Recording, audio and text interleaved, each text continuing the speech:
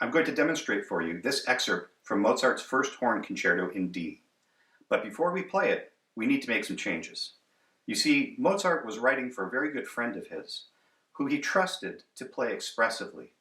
As a result, Mozart felt he didn't need to write in slurs and changes of dynamic, but there are some very common dynamics and articulations that are used by horn players all over the world.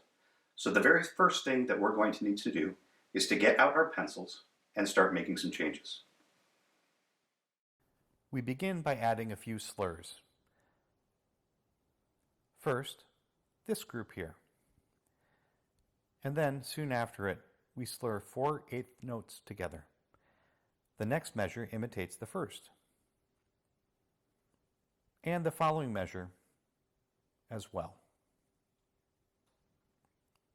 Again, we slur 4/8 notes together.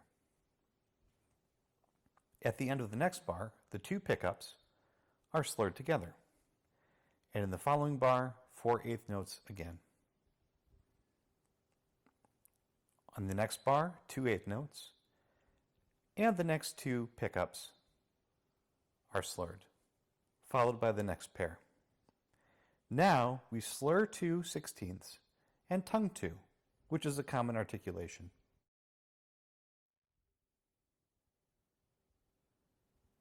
Here, we slur again all 4/8 notes.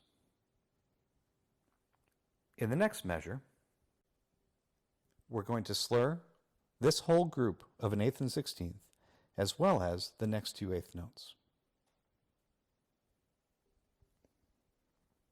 Now, we will begin a pattern that is very common of slur 2 and tongue 2. Slur 2 and tongue 2. Slur 2 and tongue 2. Slur 2 and tongue 2. Slur 2 and tongue 2. Slur 2 and tongue 2. And again, and one more time. This is a very common articulation. As far as articulations, the rest of this excerpt can remain as printed. The next step is to add a few dynamic markings. The most important of these is to first write espressivo, which means expressively. This is a very expressive piece of music, and Mozart trusted his horn player. The first one is to draw a decrescendo, to end this phrase getting softer. Next, we're going to add a crescendo at the start of this phrase, but then we're going to get soft again. In the next phrase, we're going to do the same. Crescendo and decrescendo. In this phrase, we're going to crescendo all the way and end loudly. Here, we will start forte, but then we will create an echo effect by repeating this phrase softly. Again, we start loud, and then soon afterwards, we will create an echo effect by repeating what we said, but softly.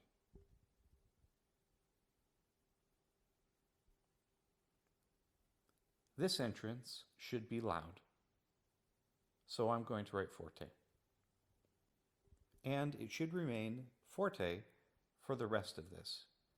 But I might write in a little reminder of forte from here to the end.